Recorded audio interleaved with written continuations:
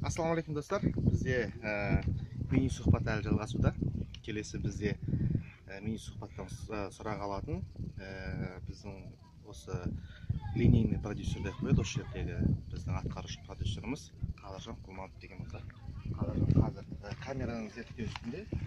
Бұл кісі жалғыз немен ғана, продюсерский шаруамен ғана айналысып келіп, бос уақытында қазір камера зерттеп жүр.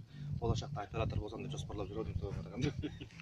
Қадыржан, былай, негізі продюсер деген кезде мен кішкентай бала кезімде ойлайтынмын, продюсер деген бай адамдар деп ойлайтынмын, ақшасы көп адамдар депші. Негізінде продюсер деген кімдер өзі негізі? Ақшаны солар бере ма или қалай өзі? Продюсер деген негізі ұйымдастырушы адам ғой. Ол негізі ақшаны да табу керек, проектін де табу керек, идеяны да табу керек.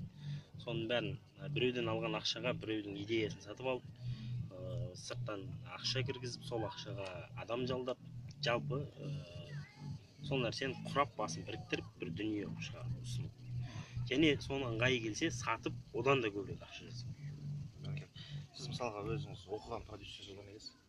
Мен оқыған продюсер емес, менің негізі мамандығым кинотанушы. Кинотанушының ішінде ол кино зерттеледі, жаңағы бюджетный кино, авторлық кино, әртүрлі. Соның ішінде қазіргі дамып келе жатқан бір сала ол продюсерский кино. Сіз өзіңіз целенаправленно продюсер боламын деп продюсер болдыңыз ба, жоқ аяқ астынан ойламаған? Продюсер деген негізі жақсы администратор. Администраторлық жұмыстармен жүрдім, содан кейін осы астарына да ақшалардың тапсырмасы болды, ұйымдастыру, өзің қара, өзің ұйымдастырып көр, шашып кетпесін, әркімнің қолында тістеген аузында кетпесін. Осыны әйтеуір басын біріктіріп бір үлкен үйге жанашыр танып, өйткені бірінші сезонда да жұмыс істеген, мен жалданған болсам да, сырттан кетсем де жұмыс істеген. Сондықтан жалпы кухнясын білесің деп айтқаннан кейін мойныма алдым, енді осыны атқарып шығу, жауапкершілік мойынға алғаннан кейін орындаушы болдым. Мысалға бірінші сезонда сен, мен білемін, екінші режиссер болдың, одан кейін екінші сезон продюсер болдың, үшінші сезон продюсер болдың. Қазір қалай саған өзі негізі барған сайын қиындап бара жатқан сияқты емес пе продюсер болу?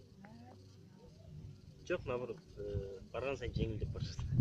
Жақсы, үлкен рахмет. Сіздермен бірге болған мен Ғани Байсал, және біздің атқарушы продюсеріміз Қадыржан Құлманов.